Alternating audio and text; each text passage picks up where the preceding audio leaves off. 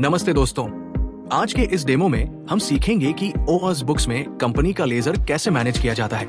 अगर आप first time user हैं, तो ये वीडियो आपके लिए बहुत यूजफुल होने वाला है। इस वीडियो में हम कवर करेंगे कंपनी का ओल्ड बैलेंस कैसे ऐड करें, न्यू परचेस करते वक्त लेजर में बैलेंस कैसे ऑटो अपडेट होता है, कंपनी को पेमेंट कैसे करें, कैश, बैंक या चेक से पेमेंट की एंट्री कैसे करें।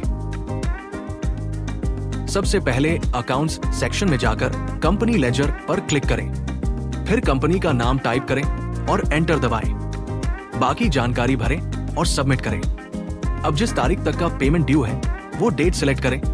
नरेशन में ओल्ड बैलेंस टाइप करें, बिल अमाउंट में बकाया अमाउंट डालें और एंटर करके एंट्री को सबमिट कर दें। अब अगर आप कंपनी से नया परचेस इनवॉइस बनाना चाहते हैं तो इन्वेंट्री सेक्शन में जाकर परचेस में प्लस पर क्लिक करें, कंपनी का नाम सिलेक्ट करें, फिर आइटम सिलेक्ट करें, क्वांटिटी और रेट ऐड करके इसके बाद एंटर या प्लस दबाकर आइटम को इनवॉइस में जोड़ें और सभी आइटम जुड़ जाने के बाद सेव करें। ये इनवॉइस ऑटोमेटिकली कंपनी के लेजर में अपडेट हो जाएगा। आप सिंपली कंपनी लेजर में जाकर कंपनी का नाम सिलेक्ट करें और उसका पूरा लेजर देख सकते हैं, जिसमें इनवॉइस और पेमेंट डिटेल्स दिखाई देंगे। अगर आपको कंपनी को पेमेंट करना है तो पेमेंट आउट में पेमेंट अमाउंट डालें और सोर्स सेलेक्ट करें। कैश पेमेंट के लिए कैश चुनें और सबमिट करें।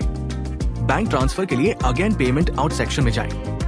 यहां पेमेंट अमाउंट डालें और सोर्स सेलेक्ट करें, फिर बैंक सेलेक्ट करके सबमिट करें। चेक पेमेंट के लिए अगेन पेमेंट आउट सेक्शन में जाएं। यहां पेमेंट अमाउंट डालें और बाय चेक ऑप्शन ऑन करें, बैंक सेलेक्ट करें, चेक तारीख डालें और नंबर, फिर सबमिट करें। अब इस लेजर में जो रेड कलर वाली एंट्री है वो बताती है कि हमने कंपनी को पेमेंट किया है और नीचे जो बैलेंस दिख रहा है वो अमाउंट अभी कंपनी को देना बाकी है। तो इस तरह आप OWASP बुक्स में बहुत ही आसान तरीके से कंपनी का लेजर मैनेज कर सकते हैं। चाहे ओल्ड बैलेंस जोड़ना हो, नया परचेस करना हो या फिर पेमेंट एंट्री करनी हो, सब कुछ होता है आसान और ऑटोमेटेड तरीके से। OWASP बुक्स, अकाउंटिंग को बनाए आसान।